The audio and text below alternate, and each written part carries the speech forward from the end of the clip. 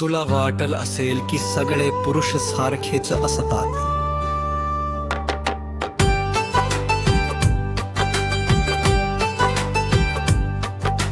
सखे कसा झाला तुझा हा गैरसमज, तो केव्हा दूर होईल नाही माहित मला. आजपर्यंत आलेल्या स्वानुभवावरून तुला वाटल असेल की सगळे पुरुष सारखेच असतात.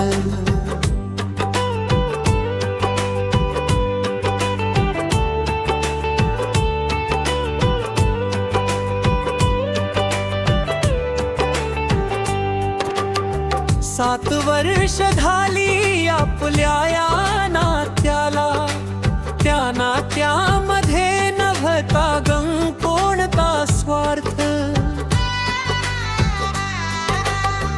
परंतु आज असं अचानक काय झालं, तुला वाटल असेल की सर्व पुरुष सारखेच असतात.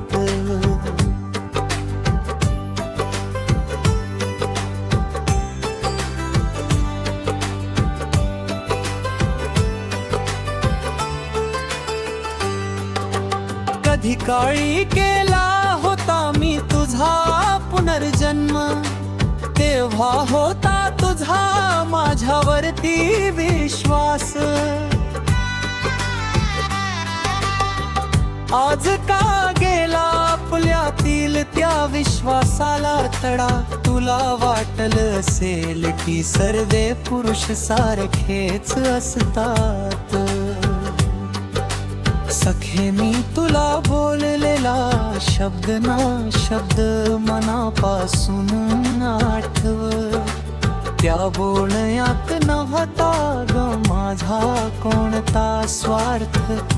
मला दिसत हो किती तुझी गरज आणि भूक. तुला वाटल असेल की सगळे पुरुष सारखेच असतात.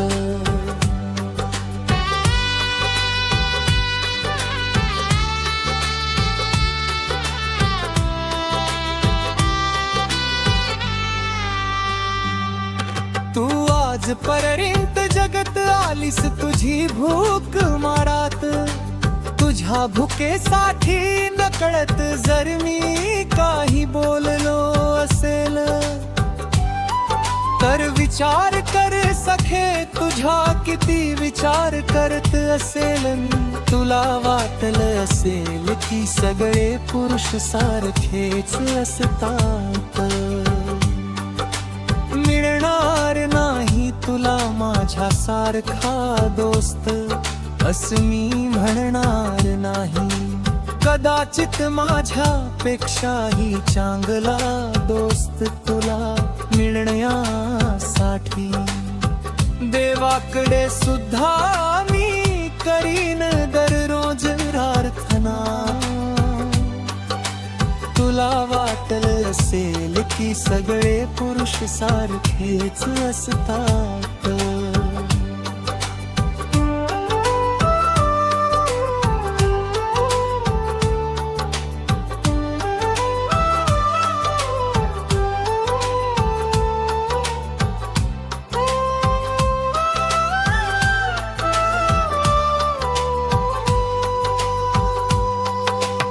अंतःकरणापासून तुला वाटत असेल मी तुला विसरत चाललोय, अन माझ तुझ्यावरच प्रेम कमी झालं आहे. तर पुन्हा एकदा चिंतन मनन कर सखे.